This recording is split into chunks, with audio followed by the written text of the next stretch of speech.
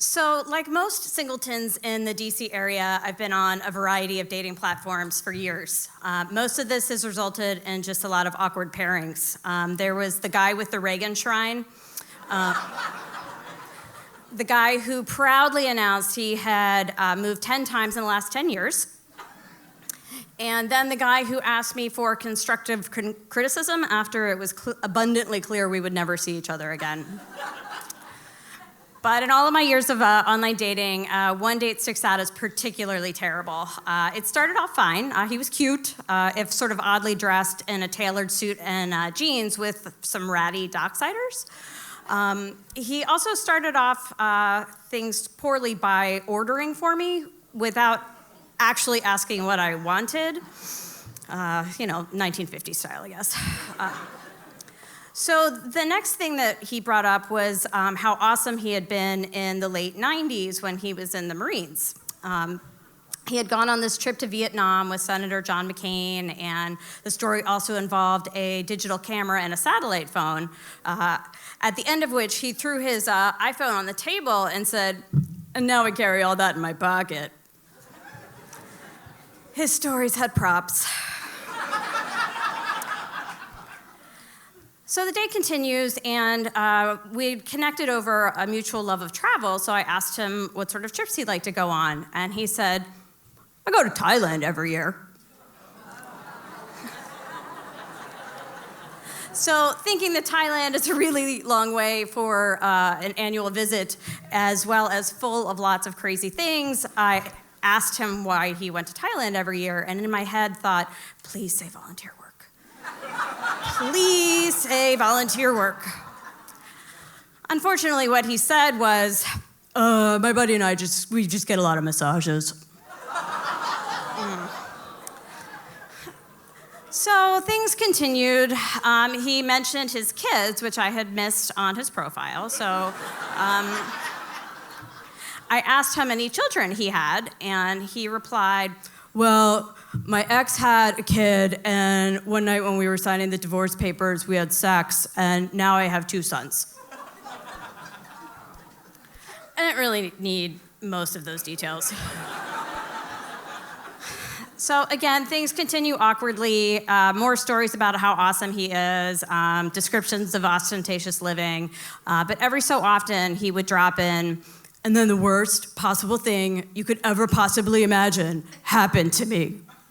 Seriously, like 4 or 5 times. So finally, I asked him what happened. And he says, "So I had this party at my house. This guy was there. He lost his mind, beat me within an inch of my life. I shot him, and he died."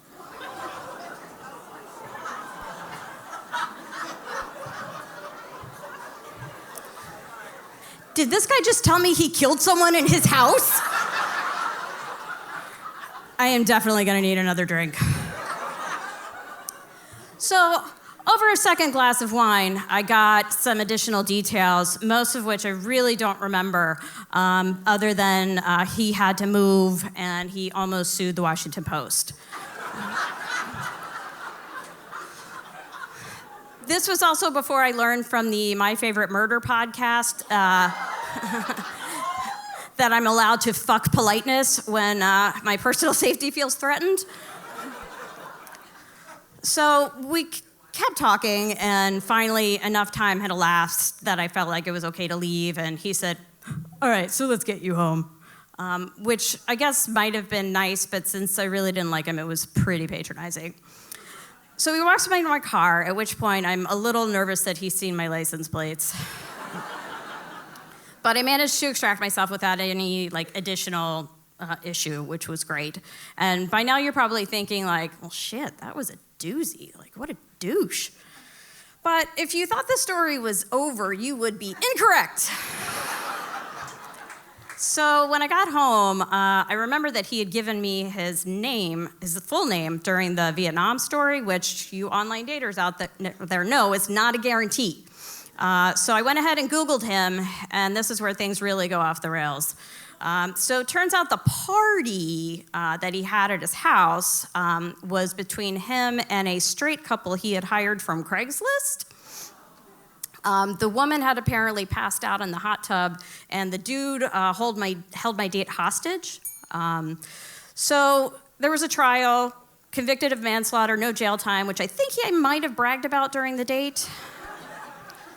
The whole thing was the Northern Virginia Craigslist killer. You can look it up. So, short story long, I can say that while it was completely bananas and nothing physically had happened to me, it was still a pretty big mindfuck. So I wrapped up dating for the year, and that was October.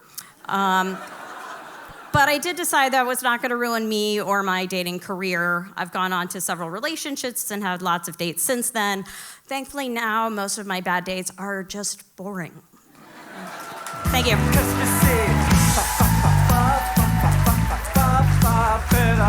Run, run, run, run.